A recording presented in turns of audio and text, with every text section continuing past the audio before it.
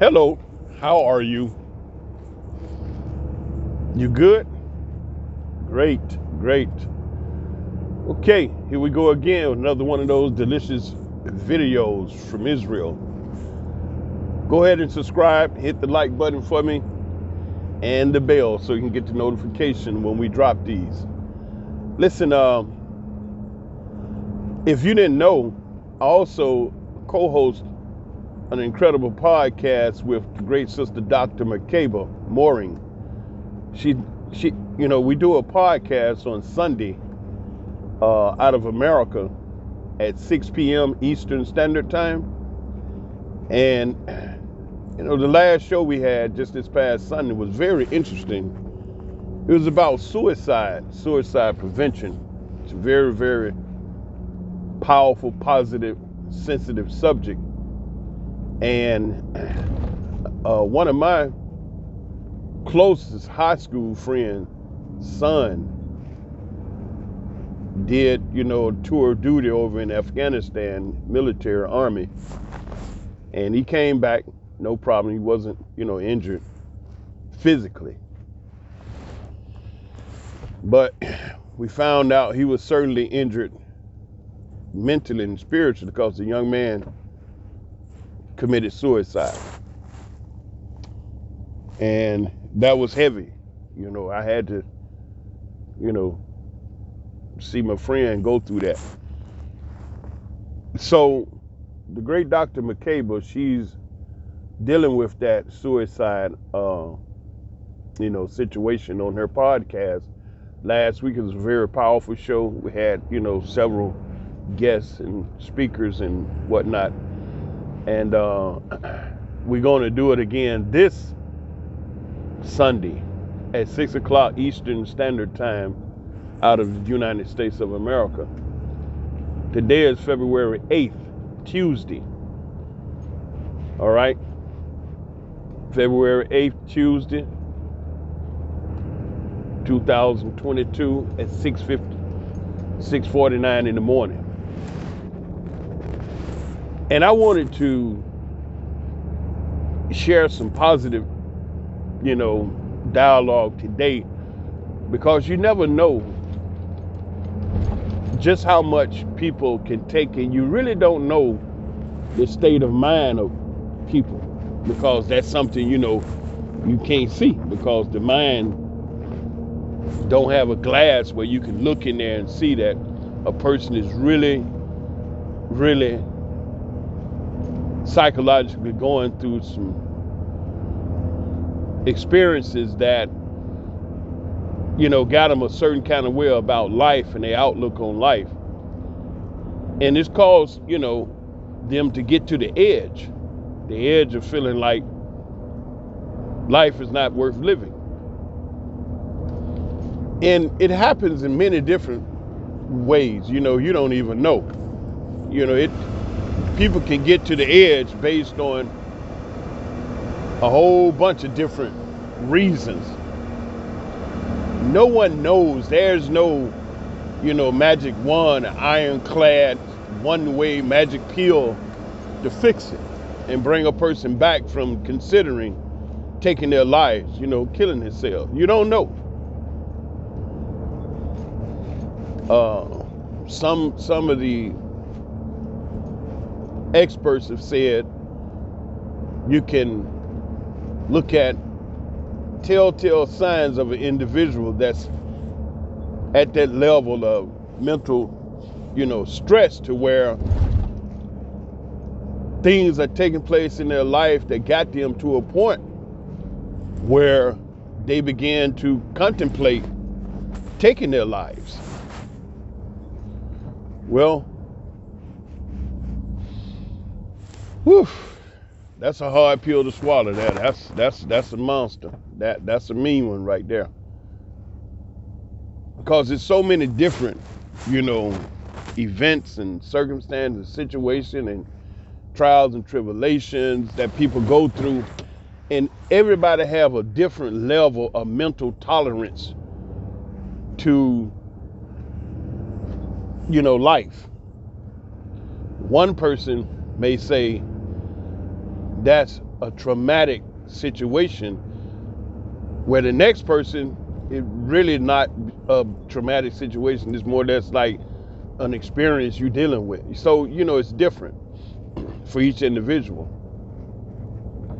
But one thing, when you see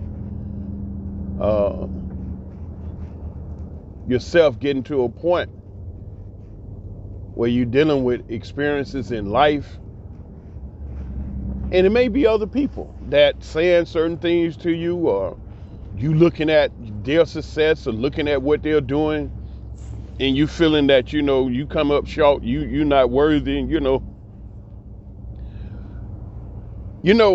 look, man, here on planet Earth, everybody fucked up. And everybody and you cannot compare yourself to other fucked up people that have hidden it better than you. Those people, they have mastered making it look good and making it look like they're okay better than you. And then they flipping it on you and telling you fucked up. Life, man, this world,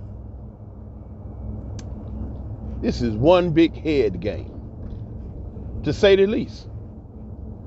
And once you learn to play the head game, you'll find out it's really not a head game at all. Then you start living your life. Stop worrying about, what everybody else say and do about, what you say.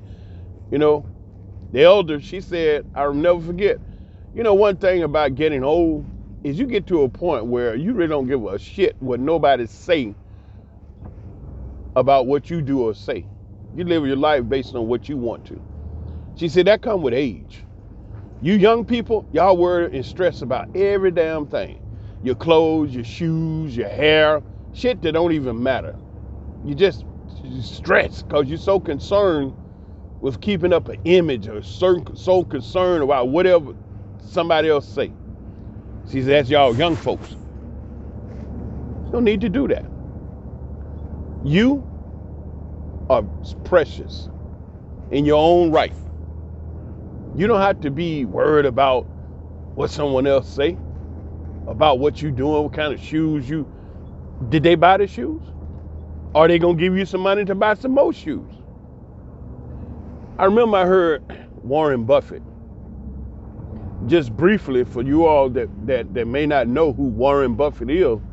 Warren Buffett in America, he's touted as America's greatest investor, multi-billionaire, elder guy, wear those black rimmed glasses. And he don't drive around in a Bugatti. He don't drive around in a Mercedes-Benz Maybach. He don't drive around in a Rolls Royce. He don't zip around in a Ferrari, Maserati, Lamborghini. You know what I'm saying? He ain't even driving an expensive Toyota. The dude pucking around in a little simple car, a billionaire, old guy. Then he was in, discussion, meeting, seminar, what have you, being interviewed by a bunch of young cats, reporters, and these slick dudes trying to, everybody want to get rich, be rich like him, bunch of young pups. And so I never forget one of them boys asked Warren Buffett, why do you still stay in the same house you've been in for like forever? It's not a big super mansion like Bill Gates built, this $150 million mansion that they had over here in Israel on the main page of one of the main newspaper. They're over here in Israel talking about Bill Gates mega million mansion. Warren Buffett, they're not talking about his house because he got a regular, house. And so when the boy asked Buffett, why do you still stay in the same house you've been in? And certainly everybody know you can afford better. Warren looked around, he looked at the boy that asked the question for a moment, and then he looked all around the room, minute, whatnot, and then he looked at everybody in the room, and he came back to the boy that asked the question. He looked right at him, he said, because I'm happy. It was something that really, really, those three words hit me so deep when I heard him say that. because I'm happy. You know, it caused me to think about what the elder woman had said. With age, you don't give a flying flip what nobody think about what you say or do. You do it because you want it to. And now I'm hearing Warren Buffett tell this young pup, I'm staying in the same house because I'm happy. Because I'm happy. You know, when I heard him say that, a light bulb came on. It's just like this incredible revelation, this explosion of conscious awareness ran through my psyche. And what that meant to me when I heard him say, I'm staying in that same house because I'm happy. That's as if to say, you jokers do not dictate to me what it takes to be happy. I'm in that house, damn it, because I want to be there. And ain't nobody got nothing to do, and nobody can tell me what it takes for me to be happy. I do that. I do it because I want to. You know, that was so powerful to me. Mixing that with what the elder woman said, hey, with age, man, don't give a crap about what nobody say or think of what you do. And now here this multi-billionaire standing in the same basic house because he's happy. So that means he's not trying to prove nothing to nobody. He's transcended to the consciousness like, I do what I want to do because I do it. Now, you know, if that reality can be pushed into the mind of so many other people, why you know, killing yourself for whatever reason? Maybe you depressed because your money a little short because you can't go get what everybody say you supposed to have to be something. Maybe you don't have the car that you want. You know, you in a society where the society says that if you don't have this kind of money, you can't do that. And if you can't do that, then you can't get this type of woman. See, now you're trying to please something external besides yourself, like Warren Buffett said. You jokers don't determine what makes me happy. And I am not trying to please none of you knuckleheads. I do what I want to do that makes me happy. That house, it makes me happy. Now, damn it. You see what I'm saying? And so when people get to a point where you more concerned about yourself and what makes you happy and what's comfortable for you, then you can start relaxing and going about you won't find a reason to kill yourself. You know what I'm saying? I mean, yeah, everybody want a nice house, everybody want a car, everybody, you know, all that. But you can't let that be to a point where it causes you so much stress and strife because you don't have it. You know what I'm saying? See, this world, it's like the brother said, man, this is a gigantic head game. And you sitting up allowing other people to dangle shit in front of your face to say, you need this, you want this. And then now it becomes such a desire that you just go and do whatever to try to get that. And just think about it. At the end of the road of getting all that money, what do you do with it? What do you do with it? You go get you a house. You go get you a car. You go travel, go somewhere, lay up in some other hotel, resort, or something like that. You buy some food. And what kind of crap you eat? Caviar. Like I saw this person over in France. She, you know, a person went to France, and she was sitting up there in the restaurant with a glass of white wine in one hand and holding up a dead frog in the other hand, with a big old cheesy smile on her face.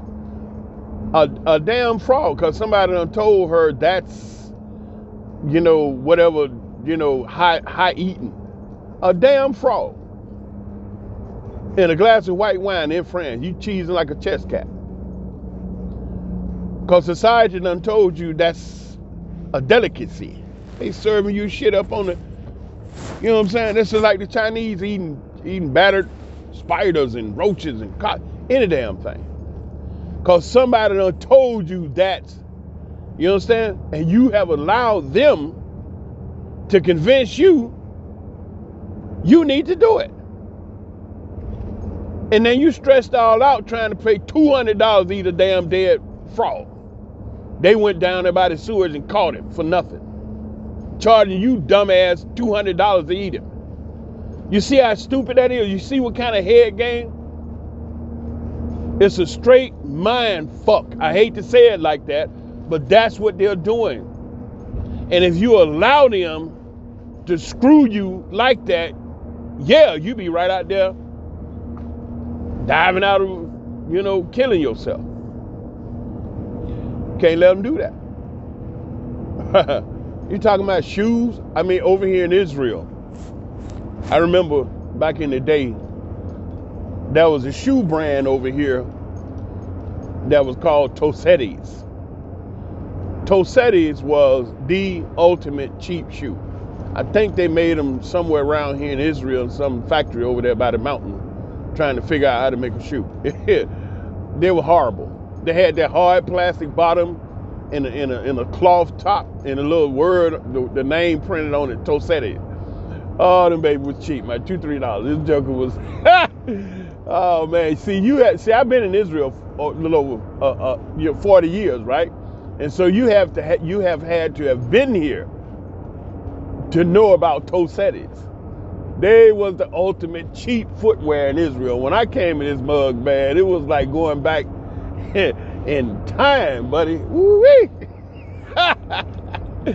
Damn Tosetti's, man. Woo-hoo. And so you have some Tosetti's on, everybody joke with you. But in those days, didn't nobody have nothing too much better neither. Michael Jordan hadn't bust out, and did this thing. Wasn't no Jordans being sold. You had the Tosetti's and some All-Stars. And All-Star was the big deal. Now they bringing All-Stars back, But some of the children, wear them Tosetti's because that's all you could afford. Slap them busters on, you was out there. Tosetti's. You go on out there with them Tosetti's on, and you have a good time. And after a while, nobody even notice you got no Tosetti's on. They didn't even care. They out there playing and having a good time. So you're sweating over stuff that really, it don't even matter. You tensed and stressed out over bullshit that just don't even matter. And you need to stop doing that and stop letting these people screw your head up with the dumb shit that they be on. And causing you to get all psyched out cause, look, food, clothing, shelter. That's it. Now, that's it. Food, clothing, and shelter. Oh man, you ain't got to be sitting up eating no damn caviar for $400 an ounce. You ain't got to be laying up in a multi-million-dollar mansion. You don't have to be wearing all designer clothes. I said food, clothing, and shelter. What you can afford. Okay? In your realm, where you at right now, what you can do, what you can deal with. And let it be. Don't let no knuckleheads out here stress you out because you ain't living in a multi-mansion. And I mean, when you look at it, man, you have to sit back and begin to see a portrait, right? As opposed to a picture, right? Because the portrait, you get to see more. It's a bigger view than a little picture. So you have to back up, stop, relax, slow down, and think and understand what the hell is going on. This is a mind game. It's always been. And when you don't know, you run around like a gerbil on a cage. In a science lab, as long as the cage spinning, the electricity is creating a power that someone else is using. And that someone else got you in a cage running for something that you ain't gonna get. But as long as you keep trying, they keep usurping your power because they done got you caught up in a mind game. Stop that. Stop that. Stop that. I mean, like my videos, I put out videos, psychological, positive stuff, uplifting stuff, wisdom, knowledge, and understanding. How many views I get? 10, 8, 9. But you look at videos where you got these mega stars that's talking bullshit and cursing and doing all kind of goddamn stupid ass motherfucking shit. 1 million views, go viral, dumb shit, sex, screw me this, screw me that, fuck me this, going viral. But here you got a brother trying to, say some positive thing, 8 views. Well, compounded with the fact I'm not some star. When you some mega star and you go on social media, your fans gonna come over there. So that's a big deal too. That's one big deal. But will I blow up? Will I become a YouTube sensation? I doubt it very seriously. Because this kind of information, the world, the majority of the inhabitants on this world have been dumbed down so much, they can't even digest what I talk about. And I'm not trying to, talk to everybody in the world. When I say these things, I say it from the kindness, the goodness, the pureness of my heart. And if it can help you do a little something, yay, I'm great. It go viral, hallelujah. It don't, hallelujah. You know what I'm saying? One good thing I can tell you is that it helps me. I enjoy saying it because that's me. And I'm saying it to you. You sitting there listening. And believe it or not, it's therapy for me too. To come on here, yada, yada, yada, yuck, say whatever, good thing. And you sit there and laugh and say, man, this brother funny. But he right though. He right. The way he put it, he right. I like the brother because he's real, he pure. Out there driving the truck, ain't trying to be some super joker, and he just sharing experiences with you. My experiences.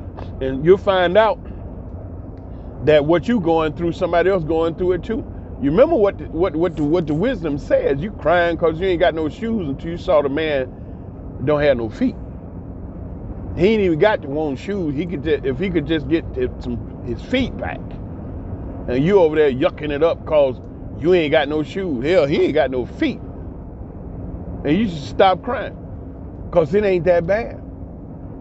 You know what I'm saying? You think your situation is jacked up now? Wait till you run into somebody's situation more jacked up than yours, and you're going to be like, Shazam, I guess I really ain't got nothing to be tripping about. And you don't. It ain't that bad. It is not that bad. I mean, seriously, if you over there sweating and contemplate, see, I can't even say the word right. Contemplating, I think that's it. If you contemplating killing yourself, stop. Hold up. I love you. You know what I'm saying? And see, the issue is you may feel like you're not loved, even though I don't know you, we haven't met, and chances are, I don't know, we may never meet. But I need you to know that I do love you from the basement of my heart to the attic of my mind. It's a pure love. Along with me saying these things that's helping me, it's therapy for me.